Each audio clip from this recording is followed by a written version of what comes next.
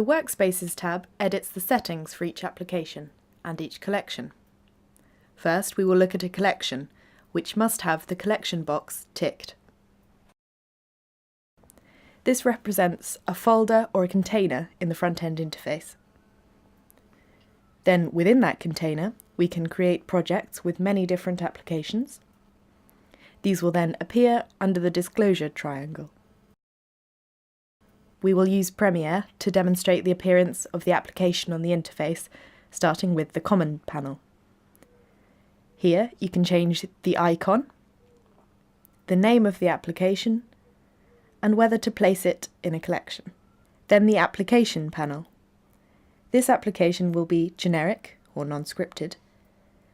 The file, default Premiere project, refers back to the template we've already loaded.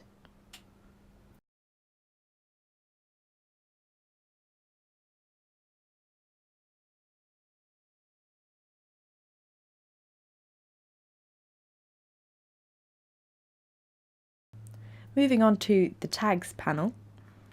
On the left are the tags created in the Tags tab earlier. These can be dragged and dropped onto the right-hand panel and removed with the minus sign. Then decide when the tags will be editable by the user.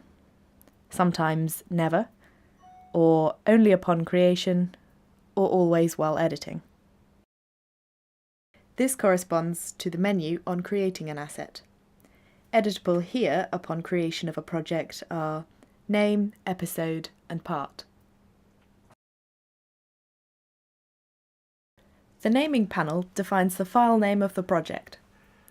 These tags can be dragged and dropped from the choices on the left. They can be separated with these punctuation delimiters. And at the end, you will require the file identifier. All undefined text can be typed into the text box by the delimiters. The tags we have selected, name, episode, part, version, and a version number is automatically tracked, then appear in the file name. The display panel dictates the appearance of the project on the right-hand side of the front-end interface. For example, those tags dragged underneath sidebar will appear in the sidebar of the project. Equally, the header will contain the name, episode, etc.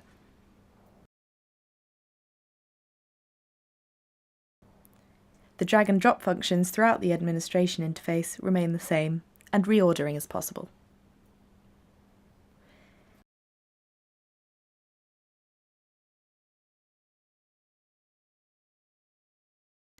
The notification panel will configure Growl notifications when Growl is installed, so that everyone in the network is notified when, for example, a status is changed.